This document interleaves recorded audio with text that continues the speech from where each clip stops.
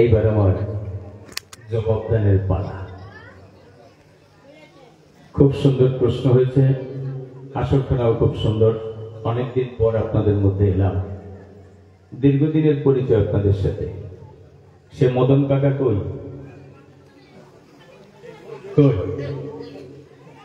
ও, এই যে মদন কাকা, সেই শ্রীকৃষ্ণপুর চরে হয়েছিল বহুদিন আগে দেখা। আমার আর অমূল্যবাবুর গান ছিল প্রায় 15-16 বছর আগে। উনি আর একজন এখান থেকে দুজন মিলে আমাকে ঈশ্বরনালের চরে প্রথম পূজায়, লক্ষ্মী পুজো না মনসা পুজোয় নিয়ে আসা হয়েছিল। তারপরে বহুবার আপনাদের মধ্যে এসেছি, সেই করোনার পরে আর এই প্রথম এলাম। করোনার করুণায় কত যে পড়েছি সমস্যায়, তা তোর বলা যায় না। আবার যাই হোক, এসে দেখে খুব ভালো লাগছে। মদন কাকুর মতন একজন সরল সহজ মানুষ সত্যি পাওয়া খুব মুশকিল। তাই বলে আপনারা রাগ করবেন না যে আমাদের ভালো বলতে না, খালি মদন মদন করছে। আসলে সবাই আপনারা ভালো। বেশিরভাগই আমাদের মধ্যে যারা সাধারণ গৃহবাসী, যারা কর্মজীবী, তারা বেশিরভাগ মানুষ ভালো। ওই টুপিটা কি গন্ডগোল, এটা ওটা একটু মানুষের মধ্যে থাকে। যাই হোক, আসল খুব সুন্দর হয়েছে। কাকার কি সমস্যা হয়েছে আমাকে বলবেন। এটা বার ভিতরে বার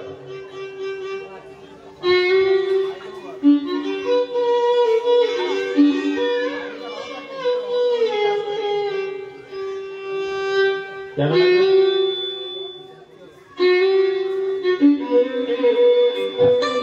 বেশ করে গন্ডগোল হয়েছে। 40 বেজ আর 60 টোন দেবে। Hello,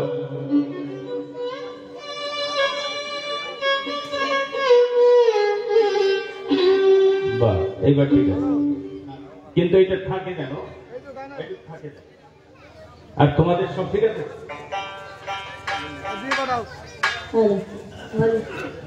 hello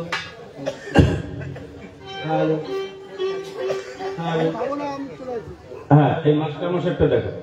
hello hello hello, আর তোমারটা দেখো, একটু খোলা হবে।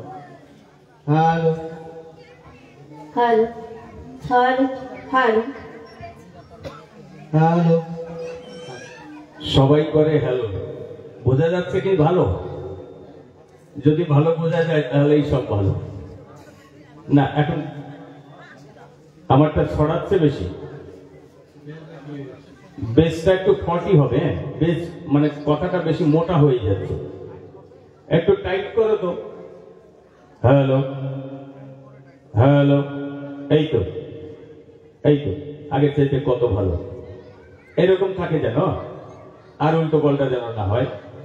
অবশ্য মেশিনারি জিনিস তো অনেক সময় ভোল্টেজের জন্য, কিন্তু শীতের সময় তো ভোল্টেজ আমাদের কম হয়, গরমের সময় খুব বেশি।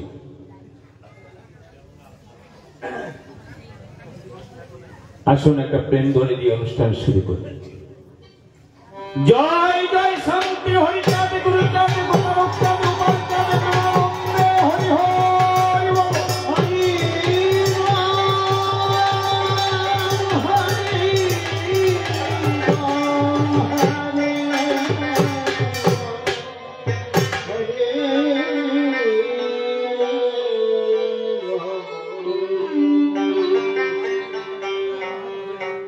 তবে একটা কথা কি জানেন,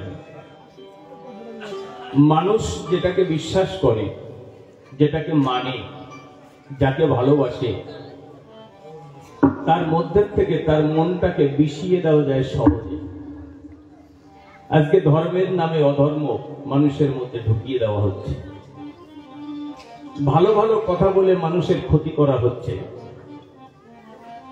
মানুষকে আপন বলে আরো দূরে সরিয়ে দেওয়া হচ্ছে।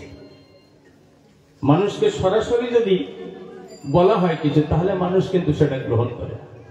কিন্তু আমি যদি আপনাকে ভালোবেসে আপনার ক্ষতি করি, তাহলে আপনি তাড়াতাড়ি ধরতে পারবেন। তাই ভালো ভালো কথার মধ্যে দিয়ে মানুষের মনে অন্ধবিশ্বাস, কুসংস্কার, ব্যভিচার প্রবেশ করিয়ে দিয়ে মানুষের জীবনটাকে বিচ্ছিন্ন করে দেওয়া হচ্ছে। আজকে মানুষ সত্য কি আর মিথ্যা কি এটাকে খুঁজে বের করতে পারে। কেন পারে না? দার্শনিকরা বলছেন যে মিথ্যা বলা পাপ, যদি কেউ মিথ্যে কথা বলে সেটা পাপ, কিন্তু সত্য মিথ্যা মিলিয়ে বলা মহাপাপ। একটু সত্য আর একটা মিথ্যে গুলিয়ে বলে দিলাম, সেটা হচ্ছে মহাপাপ। কারণ মিথ্যে জিনিস হলে দুদিন পরে ধরা পড়বে, সে বুঝে যাবে এটা মিথ্যা। আর সত্য মিথ্যা গুলিয়ে বললে সে বিচার করে বের করতে পারবে না কোনটা সত্য আর কোনটা মিথ্যা, তার জীবনটাই বৃথা হয়ে যাবে বেশিরভাগ সাধারণ মানুষের। তাই আমাদের মধ্যে কিছু কৌশলী মানুষ, যারা এই সমাজটাকে দূষণ করবার জন্য, মানুষ যাতে ভালোভাবে বাঁচতে না পারে, মানুষ যাতে মানুষের প্রতি দায়িত্ব কর্তব্য পালন করতে না পারে, মানুষ যাতে চরিত্রবান না হয়, মানুষ যাতে মানুষ হিসেবে জগতে প্রতিষ্ঠা লাভ করতে না পারে, তার জন্য ঘুরে ঘুরে ভালো ভালো কথার মধ্যে দিয়ে বিষ প্রয়োগ করে মানব সমাজটাকে আজকে দেখুন বিষিয়ে তুলেছে। আজকে একজন মানুষ আর একজন মানুষকে বিশ্বাস করতে পারে না। পারে কেন? আমাদের তো উচিত ছিল একজন মানুষকে আর একজন মানুষের অন্ধের মতন বিশ্বাস করা। বিশ্বাস না থাকলে সমাজে মানুষ বাঁচতে পারে পারে না। দেখুন, একটা শিশু যখন জন্ম নেয়, সেই শিশুটি কি খাবে, কোথায় থাকবে, কিভাবে বাঁচবে সে কিছু জানে? তাহলে তাকে মানুষ করে, সে কিন্তু নির্ভরশীল, স্বনির্ভরশীল নয়, পরনির্ভরশীল। কিন্তু সে যখন বড় হবে তখন কি আর সেভাবে অন্যের উপরে নির্ভর করে থাকলে সে বাঁচতে পারবে? পারবে না। আমাদের সমাজটাকে এইভাবে বিষিয়ে দেওয়া হয়েছে। সেখান থেকে খাঁটি কথা শুনলে, খাঁটি জিনিস অনেক সময় কঠিন হয়। আপনি ফাঁকা জায়গায় ঘুষি মারেন, দেখবেন আপনার লাগবে না, কিন্তু একটা খুঁটিতে দেওয়ালে ঘুষি মারলে লাগবে। এটা বাস্তব। আর এটা হচ্ছে বাবের ঘরে ছুরি মারা বলে। হ্যাঁ, কাকু সামনে আসেন, আপনারা গোসাইদার সামনে আসেন, পিছনে কেন থাকবে? আমি সত্যি সত্যি কল্পনা করতে পারিনি যে আজকে এখানে এসে কিরণ কাকুর দেখা পাবো। তারপরে বীরেন কাকু এসছেন বহুদিন আগে। আসলে সামনে আসো কি? না না, সামনে আসো। না না, গরম করবো, ওখানে গরম করো। তোমরা তো এক এক জায়গায় গিয়ে সব প্রতিষ্ঠা করে তারপর আর এক জায়গায় যাও, তোমরা গরম করেছো, আর একজন বসবে, এই জায়গায় এসে গরম করো। তোমার গরম করা জায়গায় আর একজন বসুক, সে একটু আরাম পাক, তুমি এই জায়গাটা গরম করো। হরি বল। এই কাকুকে ওইদিকে ফিরে তাকাও, দাঁড়িয়ে তাকাও না ওইদিকে। হরি বল। চেনেন তো নাকি? এনি একটা যা কাজ করেছে, গুরুচাঁদ ঠাকুরের কথা পরে বলি। কোথায়? বীরভূম না বাঁকুড়া? বাঁকুড়া। এই দেশে আদিবাসী, সাঁওতাল, মুন্ডা, মাহাতো, তাই তো? সেইখানে এখনো পর্যন্ত তাদের ওখানে যে পীঠ আছে না, ওই যে মন্দির থাকে, সেই মন্দিরে সেই সাঁওতাল, মুন্ডা, এই দেশি আদিবাসী, তাদের সেই মন্দিরের এরিয়ায় ঢুকতে দেয় না। তারা এখনো পর্যন্ত। এবং কোন ব্রাহ্মণ কায়স্থ তাদের হাতের জল খায় না, তাদের সই না, তাদের ছায়া মানায় না, এই পশ্চিমবঙ্গে। এই কাকু যখন ওখানে কোন ক্ষেত্র দিয়ে গেছেন, আমি অল্পের মধ্যে বলি, ওরা সবাই এনাকে দেখতে তো বাউনের চাইতেও ভালো, তাই না? অনেক তো টানা বাউন আছে, খোড়া বাউন আছে।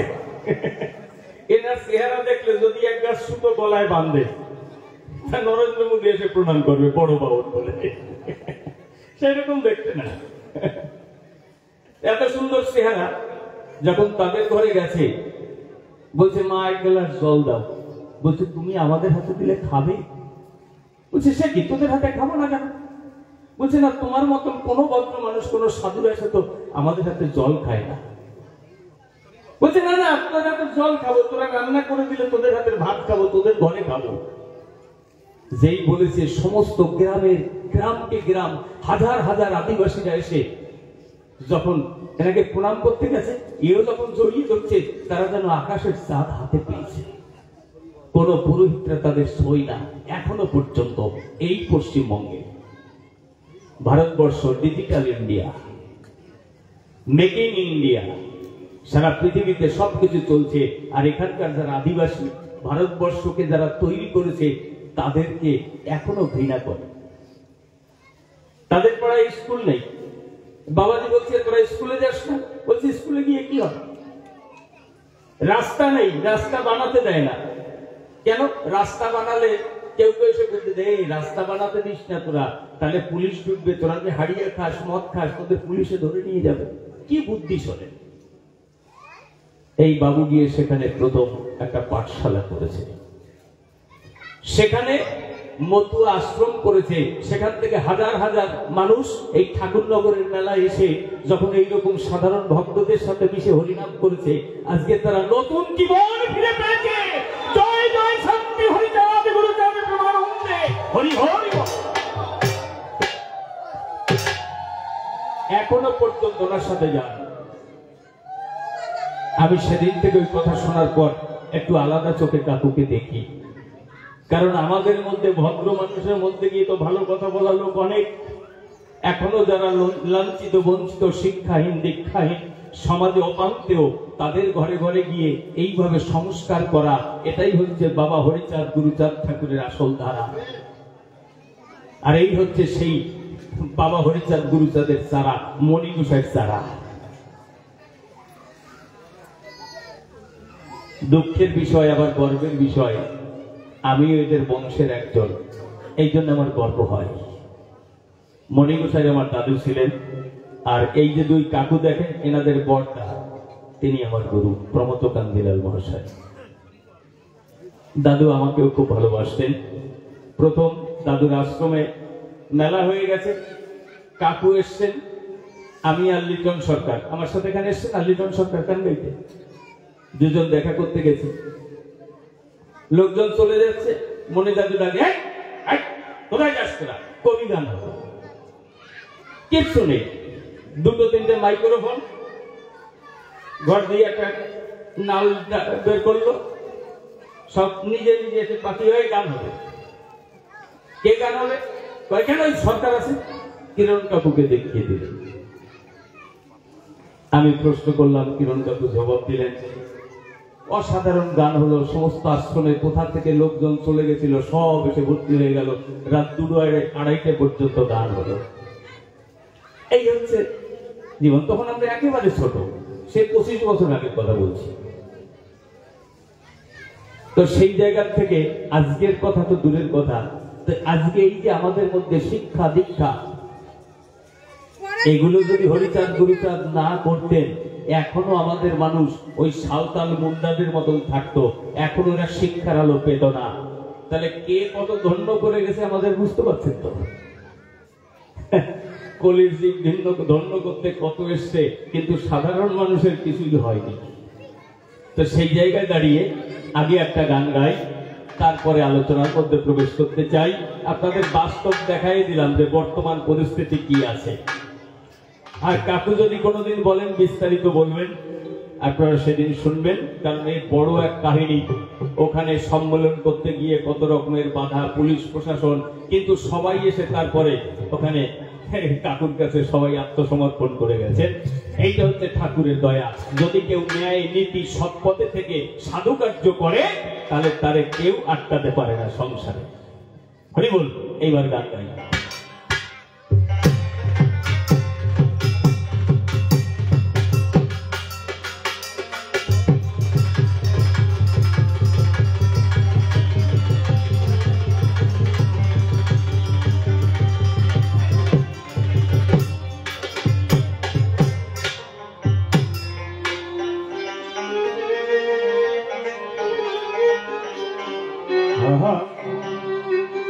জয় জয় জয় বলো হরিচাঁদের জয়,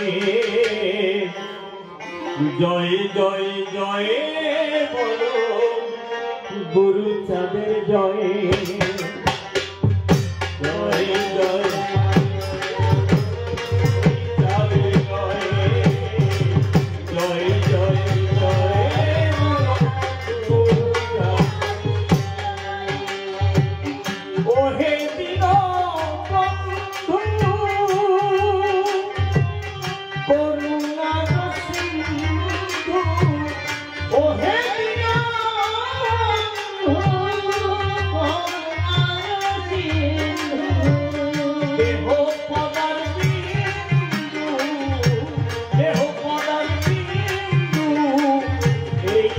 অভাগারে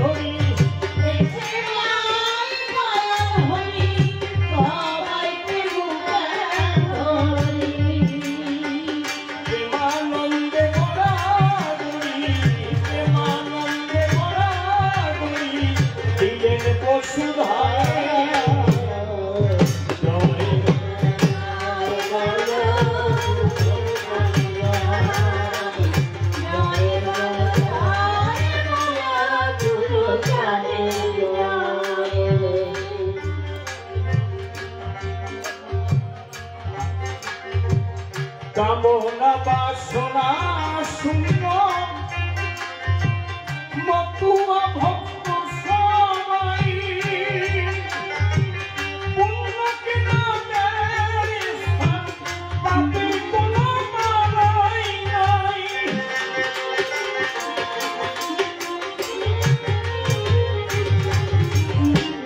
কামনা বাসনা শূন্য মতুয়া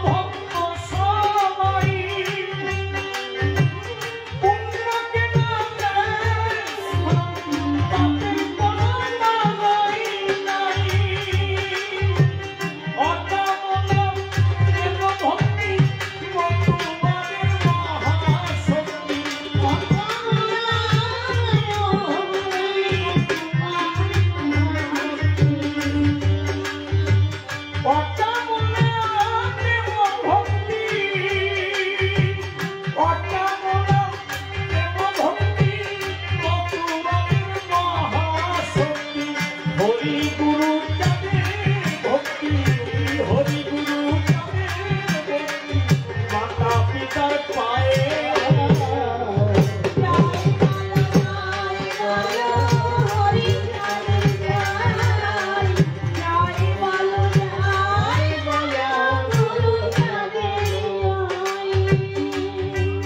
বলছে কি মতুয়ার ভক্তি কি অকামনা হরি বলা মতুয়ার ভক্তি অকামনা তন্ত্র মন্ত্র নাহি মানে ব্রজ উপাসনা যত তন্ত্র মন্ত্র সেখানে সব ষড়যন্ত্র কিন্তু আপনি ভক্তি ভাবে গিয়ে চোখের জলে ভেসে প্রেম বন্যায় যদি আপনি আপনার অঞ্জলি দিতে পারেন হরির পায় সেখানে কোনো কঠিন নিয়ম কানুন লাগবে না চন্দন কাঠ পোড়ানো লাগবে না ঘি পোড়ানো লাগবে না আপনি যে ভাষা বোঝেন না সেই ভাষার মন্ত্র পড়া লাগবে আচ্ছা ভগবান ঈশ্বর তিনি তো বিশ্বপিতা তিনি তো আমার সৃষ্টিকর্তা আমি বাবার সাথে কোন ভাষায় কথা বলবো আমাকে বাবা যে ভাষায় বুঝিয়েছে তাহলে আমার ভাষায় কথা বললে আমার বাবা যদি না বোঝে সে আমার বাবা আমার মুখের যে ভাষা এ ভাষা তো আমি তৈরি করি আমি তৈরি করেছি আমি এই জগতে এসে এই ভাষা শিখেছি তাহলে এই ভাষার সৃষ্টিকে তিনি জগতের সৃষ্টি তিনি করেছেন আমার সৃষ্টাও তিনি মাধ্যম আমার পিতা মাতা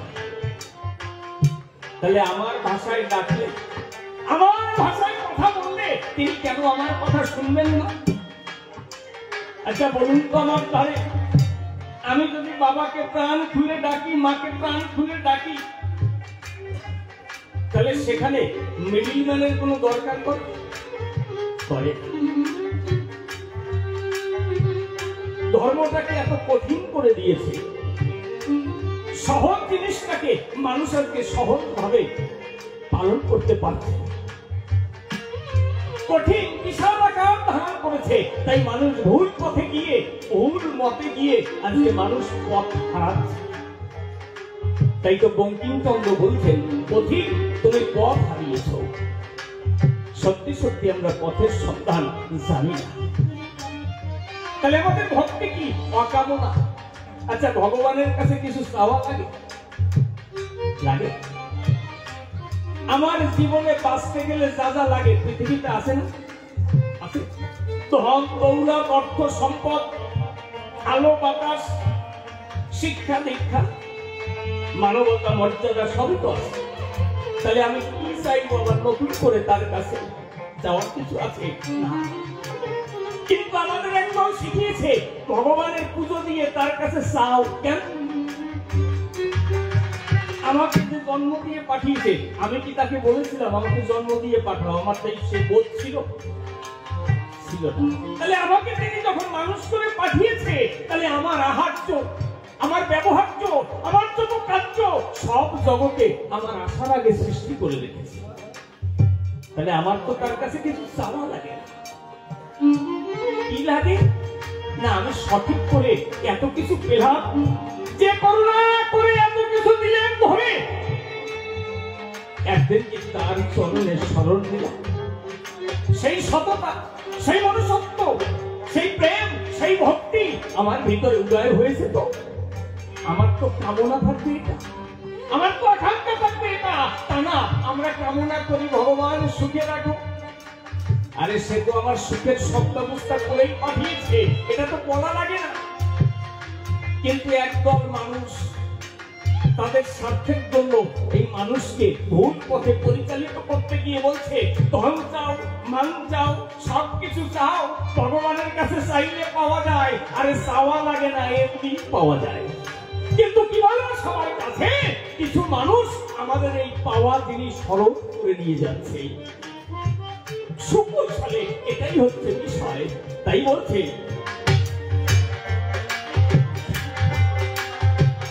আদর্শগার হস্ত ধর্ম সর্বধর্ম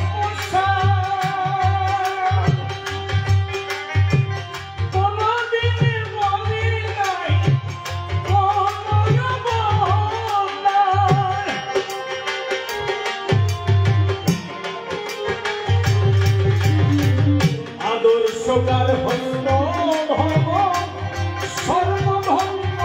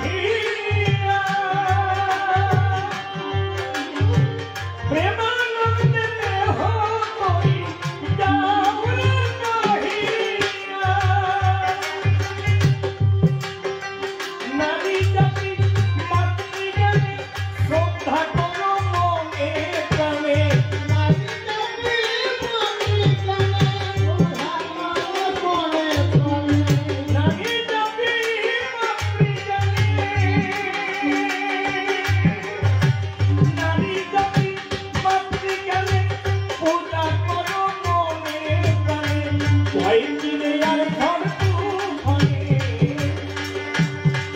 ভয় কিনে আর ঘর তুফানে বিশ্ব বসুধায়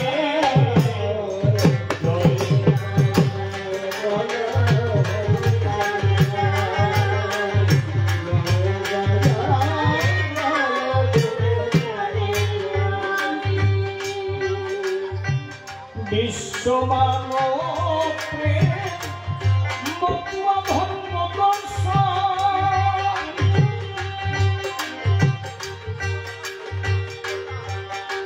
সত্যপ্রেম পবিত্রতা করিলে অর্পণ। বিশ্বমানব প্রেম মতুয়া ধর্ম দর্শন, সত্যপ্রেম পবিত্রতা করিলে অর্পণ। জ্বালাইয়া শিক্ষার আলো অজ্ঞানতা তাড়াইল,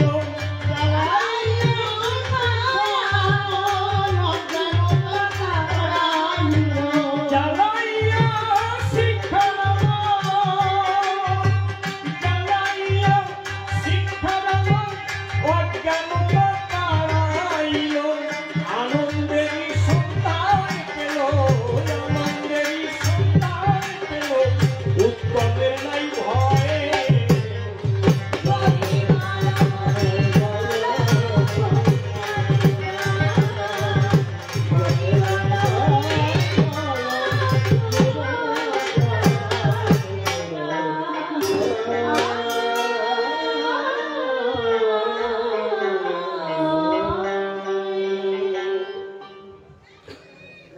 গুরু হইল কান্ডারি মায়ার নবদিতে পড়ে, তব সমবান্ধব মম কই, সতত থাকিও প্রাণে তোমার ইঙ্গিত দানেই ভক্ত ভক্তার চরণ তুলি সেরে জানিল। পরে বন্দি মাতা পিতার চরণ যে পদ করিলে স্মরণ, ভবসিন্ধু তরণের একমাত্র উপায়। অনাম রইলে পরে আপদ হরে বিপদ হরে, জীবগণে ধ্রুব মোক্ষ পদ পায়। সবাই যত সভ্যজন সুবাসিস করিবেন অর্পণ, কো প্রকৃতি যেন যায় দূরে। এই সাধুগুরুর চরণ তুলি মস্তকে লব তুলি, প্রেম বাতাস লাগুক মস্ত। যাকে বন্দনা করে সায় যাব কাব্য ভূমিকায় সভা মধ্যে নিবেদন জানাই। উত্তম সরকার নাম আমার, সে নাম করে পরিহার। এইবার আমি কাল্পনিক ভূমিকায় যেতে চাই। তাহার পুরোভাগে আমার যা মনে জাগে আপনাদের শুধাই। আপনারা আমার কথা নেবেন, আমাকে একটু আশীর্বাদ দেবেন। প্রেম ভক্তি সাধন ভজন কোনো কিছু আমার জীবনে নাই। খুলে বলি সবার কাছে, এই পৃথিবীতে একটা খারাপ মানুষের মধ্যে যে বদ স্বভাবগুলি আছে, ওর সব কয়টা আমার মধ্যেও আছে। আমার কাছে বলুন দেখি, ওদের সঙ্গ করে ভক্ত সঙ্গ করা সম্ভব নয়? তবু সম্ভব নয়, তাই আশীর্বাদ ভিক্ষা মাগি আপনাদের টাকা পাই। কথা নেবেন, আপনারা আশীর্বাদ দিয়ে ঘোরার জোগাড় করা সম্ভব। কারণ আপনারা যেমন বিজ্ঞ শ্রোতা, আমি নয় তেমন বক্তা। আমি হলাম ভাঙ্গা নৌকার তক্তা, সবাতে জানাই। এই জন্য সবার চরণ ধরে পুনর্বার একটু ভিক্ষা চাই। যাকে ভাবধারায় বলতে গেলে অনেক সময় যাবে চলে, তাই তো চিন্তা করলাম দিলে মনে শিক্ষার নাই প্রয়োজন। এইবার সনাম করি হরি, কাল্পনিক নাম ধরি, দাঁড়াবো এখন। কিন্তু আমার কাছে বলুন দেখি, আমার দ্বারায় দাঁড়িয়ে এই সভায় রসরাজ তারক সরকারের ভূমিকায় কথা বলা সম্ভব নয়। আপনাদিকে আছে জানা, আমি কেন, কেউ তারক গোসাই হতে পারে না। কিন্তু নিবেদন জানাই সবার পায়ে খানিকক্ষণ করে যাব তারক গোসাইয়ের ভূমিকায় অভিনয়। অভিনয় যা মানে হচ্ছে যা সত্য নয়। মনে আছে ভাবো, তার ভূমিকায় যাওয়ার আগে তার প্রভাগে একটু আত্মনিবেদন জানাবো। হে তারক, আমি তো মানুষ হতে অপারক, আমার ভিতরে সে সমস্ত কোনো গুণ নাই। তুমি আমার কথা নিও, তুমি থাকো যে দেশে, আমায় তুমি ভালোবেসে আমার হৃদয় শুনে বসে বসে তোমার কথা তুমি বলে যে। তাকে করে কর্ণধার দাঁড়াইলাম সভা পর, কাব্য সিন্ধু হব পাহাড়, মনের একান্ত আকিঞ্চন। আর ভক্তবৃন্দ আছেন যারা একটু আশীর্বাদ করতেন, তারা আপনাদের চরণে আমার এই আত্মনিবেদন। এইবার উত্তম সরকার নাম বাদ দিয়া কবি কাব্যের সূত্র নিয়া তারাও কোথায় নাম দরিয়া সভাতে দাঁড়ায়। আমার বিপক্ষীয় বক্তা যিনি প্রশ্ন করেছেন কয়েকখানি, আপনারা জ্ঞানীগুলি শুনেছেন সবাই। ডাক দিয়ে বলে, আমার তারে বলো একটু ব্যাখ্যা করে, তুমি মতুয়ার ভিতরে কেন গেলে সেইটা একটু জানতে চাই। তুমি তো আগে গৌর ভক্ত ছিলে, তারপরে কেন মতুয়ার দলে গেলে? ওর ভিতরে কি তত্ত্ব মেলে আমার কথা নিয়েও একটু ভালো করে বুঝাইয়ে দিও। তারপরে তুমি কলম ধরে লিখে দিলে হরিলীলামৃত গ্রন্থখানি চরাচরি। তার প্রথমেই কি পাই? হরিচাঁদ চরিত্র সুধা প্রেমের ভান্ডার, আদি অন্ত নাহি যার কলিতে প্রচার। হরিচাঁদ ঠাকুর একজন সংসারী মানুষ, যাদের আছে কাণ্ড জ্ঞান হুঁশ, তারা জানেন শুধু জয়। আমার কাছে বলুন দেখি, একজন সংসারী মানুষ তার চরিত্র অমৃত হতে পারে নাকি? তাহলে তিনি কি অমৃত দান করেছে, ভক্তগণ কি অমৃত পেয়েছে? আমরা অমৃত সম্পর্কে অনেক কথা শুনি, অনেক কথা এটা জানা বললে ভুল হয়, কারণ আমরা তো গ্রন্থে পড়ি আর লোকের কাছে শুনি। এটা জানা বলে না, শোনা বলে। জানা আর শোনার মধ্যে অনেক তফাৎ আছে সুনিশ্চয়। অমৃত খেলে নাকি সবাই অমরত্ব হয়। ওই যে বলে গেছে না, পুরাণে লেখা আছে কদ্দুর কি ওই এনেছে, তাতে নাকি এক ফোঁটা পড়ে একটা গাছ এখনো জীবিত আছে। এই অন্ধবিশ্বাস অনেকের মধ্যে আছে, কিন্তু ইতিহাস এটা স্বীকার করে না। কারণ আজ থেকে 600-700 বছর আগে যে এখন বৃন্দাবন দেখেন, এই বৃন্দাবন ছিলই না। মহাপ্রভু হলেন যিনি সন্ন্যাস নিয়ে গিয়ে বৃন্দাবন সংস্কার করেছিলেন। তিনি ফাঁকা মাঠ ছিল, এই যে বৃন্দাবনের কিছু ছিল না। তাহলে মহাপ্রভু নিজে বৃন্দাবন তৈরি করেন এবং ওই সনাতন আর জীব গোস্বামী, রূপ গোস্বামী, জীব গোস্বামী তো আছে, তাহলে এই রূপ গোস্বামীর উপরে দায়িত্ব দিয়ে তারপরে মহাপ্রভু আবার ওখান থেকে প্রত্যাগমন করে উড়িষ্যায় গিয়ে নিয়েছিলেন আশ্রয়। এই যে করুণ পরিহাস, এটা হচ্ছে খাঁটি ইতিহাস। কিন্তু ওই যে যাদের আছে অন্ধবিশ্বাস, তাদের বুঝাবেন কি দিয়ে? তারা ওই বলে যাবে, আসলে এতে যে নিজের বিশ্বাস অনুযায়ী আরেকজনের ক্ষতি হয় তা বোঝে না। কারণ যেটা সত্য না তার উপরে বিশ্বাস করে মানুষের কোনো উন্নতি হতে পারে না। তাহলে কি বলবো সবার ধারে, এই অমৃত তত্ত্ব কি দিয়েছে হরিচাঁদ ঠাকুর চরাচরি, আর এই অমৃত গ্রহণ করে কি করে অমরত্ব লাভ করেছে একটুখানি জানতে চাই। আমার গুরুচাঁদ ঠাকুরকে কেন বাবা বলে? কি বাবার কর্ম করেছে এই ভূতলে? আবার জাতির জনক কয়। জাতির জনক তো মহাত্মা গান্ধীর এই শোনা যায়। যদিও আপনাদের সাথে করি আলোচনা, তারক গোসাই যখন বেঁচে ছিলেন তখন মহাত্মা গান্ধী কে কেউ এই মহাত্মা বলতো না, জাতির জনকও বলতো না। তখন হচ্ছে মোহনদাস করমচাঁদ গান্ধী। কারণ আমার তারক গোসাই উঠে গেছে কত সালে? 1919 সালে। আর মহাত্মা গান্ধী মানে গান্ধীজি এই ভারতবর্ষে বিদেশ থেকে এসেছে 17 সালে। 1917 সালে এসে কংগ্রেসের সাথে যোগ দিয়ে তারপরে নেতাগিরি করেছে। তারপরে প্রায় 30 বছর 40 বছর পর নেতাজি, না প্রায় 20 বছর পর নেতাজি ওকে জাতির জনক উপাধি দিয়েছে। রাষ্ট্র কিন্তু গান্ধীজিকে মহাত্মা জাতির জনক উপাধি দেয় নাই। ওই জন্য সরকারি কোনো প্যাডে কিন্তু জাতির জনক লেখা নাই, বুঝতে পারছেন? মহাত্মাও লেখা নাই। মহাত্মা 42 সালে আমাদের রবীন্দ্রনাথ ঠাকুর দিয়েছেন, আর সুভাষচন্দ্র বসু 41 সালে জাতির জনক বলেছেন। বুঝতে পারছেন? এই হচ্ছে ইতিহাস। তাহলে আমি বলি সবার ঠাই, আমার তারক গোসাই যখন বেঁচে ছিলেন তখন মহাত্মা গান্ধী বা জাতির জনক গান্ধীজিকে কেউ বলে নাই। তবু এসে জিজ্ঞাসা করে সঠিক ইতিহাস বললাম সবার ধারে। এরপরে বলছে মতুয়া মতুয়া শোনা যায়, মতুয়া কারে কয়? মতুয়া হওয়া যায় কি করলে পরে? মতুয়ার তত্ত্ব আলোচনা করে বলবে তুমি সভা করে। আমি একটু জেনে নিতে চাই। ইত্যাকারে কয়েকখানি প্রশ্ন করে গিয়েছে সবার পরে, আপনারা শুনেছেন সবাই। এইবার আমি কতগুলি কথা সবার মধ্যে দিতে চাই বক্তৃতা, কিন্তু তার যে একখানা গল্প শুনতে পাই, নাকি 12 ক্লাসের ছেলেদের জিজ্ঞাসা করছে, দর্শন শিখাচ্ছে, বলো তো এটা ওটা কি? আচ্ছা, 12 ক্লাসে যারা পড়ে তাদের বয়স কত হতে পারে? মিনিমাম 17 বছর প্লাস। 18 বছর হলে সে উচ্চ মাধ্যমিক পাস করে, তাই না?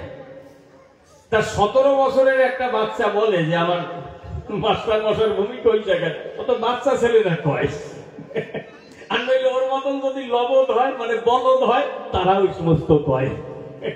মানে মিললো আর না মিললো, খানিকটা তো ছিল, মেলা দিয়ে দরকার নাই, বলে গেলাম তাই আর কি, হোক বা না হোক, যাই হোক কি। যাই হোক, মনে আমার আছে, ভাবো তার কথাগুলি ধরে ধরে এই আসরে বলার চেষ্টা করব। অত ক্ষমতা আমার নাই যে আমি সব সমাধান করতে পারবো সভ্য সবার ঠাই। কি বলবো, সবার পাকে যদি কিছু বাদ থাকে, যে প্রশ্ন করে সে কিন্তু মাস্টার মশাই হয়, তাই না? এই যে স্কুলে ছেলে মেয়েদের পড়ায়, তারা প্রশ্ন করে, এই ছাত্ররা করে না মাস্টার মশাই পরীক্ষায় প্রশ্নপত্র লিখে দেয়? কে করে? মাস্টাররা প্রশ্নপত্র লিখে দেয়। ছাত্র যদি ভুল করে তাহলে মাস্টার মশাই যায় ঠিক করে। তাহলে আমাকে প্রশ্ন করেছে, তাহলে ও মাস্টার মশাই, আমার যদি ভুল হয় কথা নেবা, আমার ভুল সেরে তুমি জবাব ঠিক করে দেবা, কি? মাস্টার মশাই ভূমিকায় যাবে আর কাজের বেলায় উল্টো করবে, তা তো হবে না। যদি জানতে চাইতো সেটা আলাদা কথা ছিল, তাই না? প্রশ্ন করলে পরে মাতব্বর সচেতন হয়ে পড়ে। আমার মনে আছে, ভাবো তার কথাগুলি এইবার সবাই ধরে তুলে আমি একটুখানি বুঝাইয়ে দেব। তাহলে ডাক দিয়ে আমারে কয়, তুমি তো আগে গৌর বিশ্বক্রিয়ার ভক্ত ছিলে, কেন তুমি গেলে মতুয়ার দলে? এইটা একটু জানবার বিষয়। দেখো, আমি আগে আরো অনেক কিছু ছিলাম। আমি আগে ছিলাম কালী ভক্ত, কালী নামে আমার 14 পুরুষ ছিল আসক্ত, কিন্তু হয়নি ওমাত মনের মতো, কি বলবো, সবার ধারে। কারণ তামসিক ভাবে কালীর উপাসনা সবাই করি, মায়ের সামনে গিয়ে পাঠা বলি দেয়, আর তার পূজায় পঞ্চমকার অনুসারে মদ মাংস ব্যবহার করে। আচ্ছা, এই তামসিক পূজা করে জগতের কোনো কল্যাণ হয়? মনে করুন, ধারণা সাত্বিক ভাব লাভ না হওয়া পর্যন্ত মায়ের কৃপা পাওয়া যায় না। আর আমার কাছে বলুন দেখি, এই জগতে মায়েরা অশান্তিতে থাকবে, না খেয়ে থাকবে, ওই মাকে পুজো দিয়ে কোনো লাভ আছে নাকি? হ্যাঁ? আচ্ছা, মা কালীর বাড়ি কোন জায়গায়? কৈলাসে। সেটা কি বলে? সোনার কৈলাস, স্বর্ণ কৈলাস বলে না? সোনার কাশি, কাশিতে, কাশিবাসী, শিবের ঘর। আচ্ছা, যে এটা সোনা দিয়ে গড়া, তার টাকা পয়সা কম আছে, অর্থকরী কম আছে, তার খাওয়া দাওয়ার অভাব আছে, অথচ সেই মাকে খাওয়াবার পরে ষোড়শ উপাচারে মানুষ কত জোগাড় করে। মনে করুন, ধারণা পাশের বাড়ি এক জ্যান্ত মা না খাইয়ে থাকে, সেই মাকে এক মুঠো খাবার নিয়ে কেউ যায় না। তাহলে জ্যান্ত মাকে সেবা না করে যারা মাটি দিয়ে মূর্তি করে সেবা করে, আবার তার জন্য এত করে আয়োজন, আমার কাছে বলো দেখি, এই পূজা দিয়ে জগতের কল্যাণ হতে পারে নাকি? মায়েকে, নিজের জ্যান্ত মাকে পূজা সে করে না কদাচল। তাহলে কি বলবো, সবার দ্বারে দেখলাম আমি চিন্তা করে, এই পূজা করে কোনো লাভ নাই। আমার মনে আছে, ভাবো সাত্বিক ভাবে ভগবানের উপাসনা করব, যেখানে এই সমস্ত মদ মাংস হিংসা বিদ্বেষের নাই বালাই। কি বলবো, সবার কাছাকাছি। সেখান থেকে বৈষ্ণব দর্শনের বই আমি পড়েছি, সেখান থেকে বৈষ্ণবদের মধ্যে গেছি। তৃণাদপি শুনিছেন মহাপ্রভু কি বলেছিলেন? বৈষ্ণব হইতে মনে ছিল সাত, তৃণাদপি শ্লোকেতে পড়ে গেলাম বাদ। অর্থাৎ যে তৃণাদপি বলেছে না, তৃণাদপি শুনেছেন তরুণীব সহিষ্ণুনা অমানীন মানদান কীর্তনিয়া সদা হরি। তাহলে যার ভিতরে এই ভাব প্রবেশ করে সেই খাঁটি বৈষ্ণব হতে পারে। কিন্তু যখন গেলাম ওদের ভিতরে গিয়ে দেখি তাই ওই ভাবের লেশ মাত্র নাই।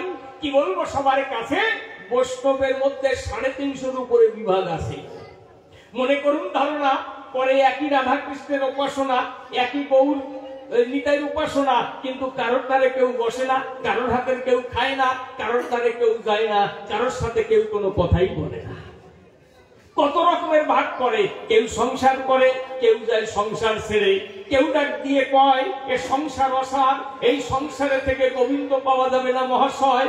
কি বলবো, সবার ধারে তাই স্ত্রী পুত্র কন্যা পিতা মাতা ভগ্নী ভ্রাতা ত্যায্য করে ভগবানকে পাওয়ার জন্য তারপরে দেশ ঘুরে ঘুরে, আবার যখন খিদে পায় ভিক্ষে করে পরের বাড়িতে নিজের পেট চালায়।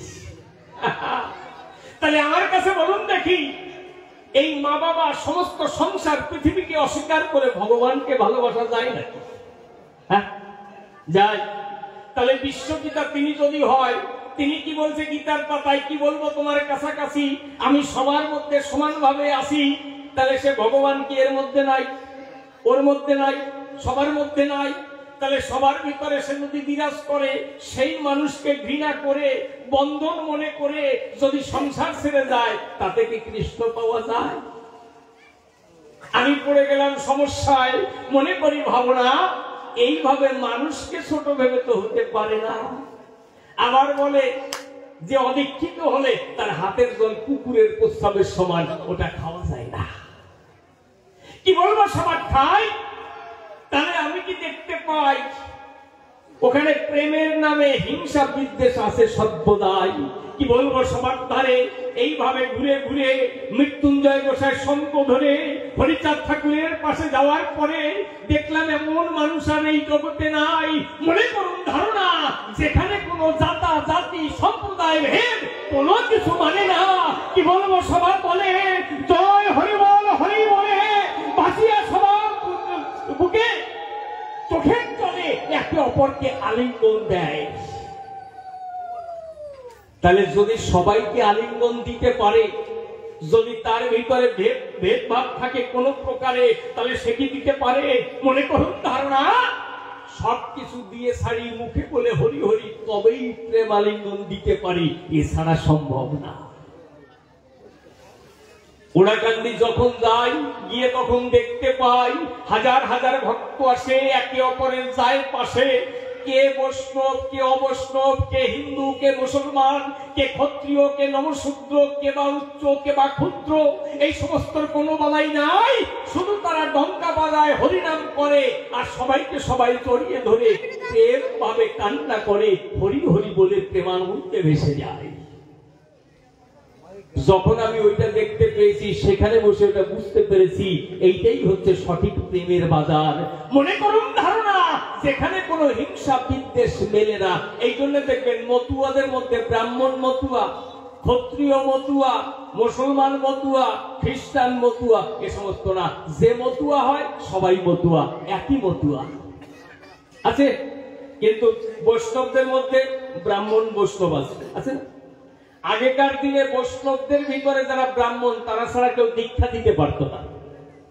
আচ্ছা, এখনো আপনারা দেখেন ওই যে কুলগুরু আছে না, আমাদের বলে না, আরে যেখানেই যাস একটু কুলগুরুর খবর রাখিস, বলে। এই কুলগুরু কারা? অনুকূল ঠাকুর বলছে কুলগুরু না, ওটা হচ্ছে কৌলগুরু। উপনিষদে লেখা আছে এটা কৌলগুরু। এই কৌলগুরুটা মানে কি? মানে হচ্ছে ওই সেই ব্রাহ্মণ গুরু, তার পরম্পরায় যে সন্তানরা আছে, সেগুলো মানুষ হোক আর অমানুষ হোক, লম্পট হোক আর চরিত্রহীন হোক, তাদের কাছ থেকে তোমরা দীক্ষাটা নাও। কেননা গুরুগিরি, এই যে গুরুবাদ, কি বলবো সবার ঠাই, মতুয়াদের মধ্যে গুরু আছে, গুরুবাদ নাই। কারণ কি এই কথাটা বলা দরকার? আমি বলছি উত্তম সরকার। আচ্ছা, আমি উত্তম সরকার কবি গান গাই, আপনারা বায়না দিয়েছেন। আমার ছেলে যদি কবি গান না গায়, আপনারা বায়না দিয়ে আনবেন? কবি গান গাইয়ে যাও, আনবেন? পারবে সে গাইতে? তাহলে কি, তাহলে যদি ব্রাহ্মণী কথা হয়, তাহলে উত্তম সরকারের কবি গান গাইতো, তার ছেলে গা কান না গাক বায়না করে নিয়ে আয়, এইটারে বাদ বলে। আর গুণে গুণী হলে, যে গুণী হবে তাকেই মানুষ সম্মান করবে।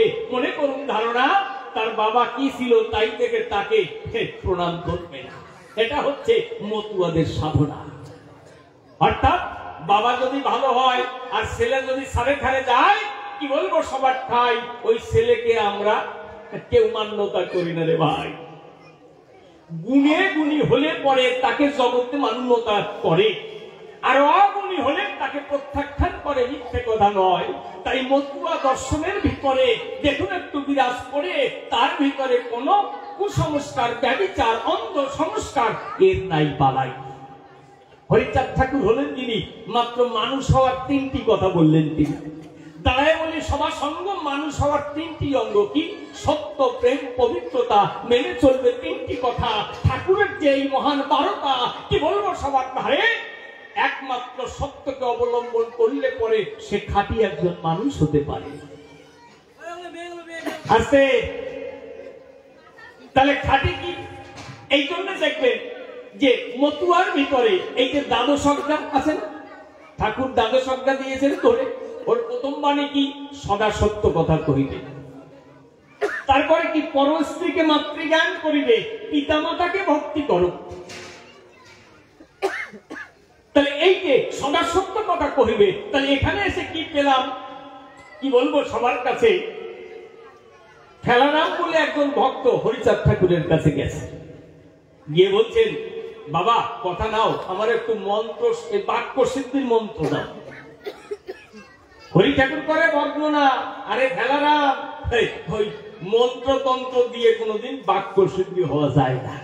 তাই বলো, কত মানুষ মন্ত্র নাই, জপ তপ করে বাক্য সিদ্ধি হয়, যা কয় তাই ফেটে যায়। কয় তোর নাম তো ফেলা, যদি পারিস জীবন থেকে মিথ্যাটারে ফেলা। কথা নিবি, কালকে বাড়ি চলে যাবি, কর্মক্ষেত্রে গিয়ে কয়টা মিথ্যে কথা বলিস গণনা করবি, তারপরের দিন থেকে একটা একটা করে মিথ্যে কথা জীবন থেকে বাদ দিবি। ওই কথা যখন বলে দিল, ফেলা বাড়ি চলে গেল। 3 মাস পরে ফিরে এসে যখন হরিচাঁদ ঠাকুরকে প্রণাম দিতে যায়, হরিচাঁদ ঠাকুর তাকে ধরে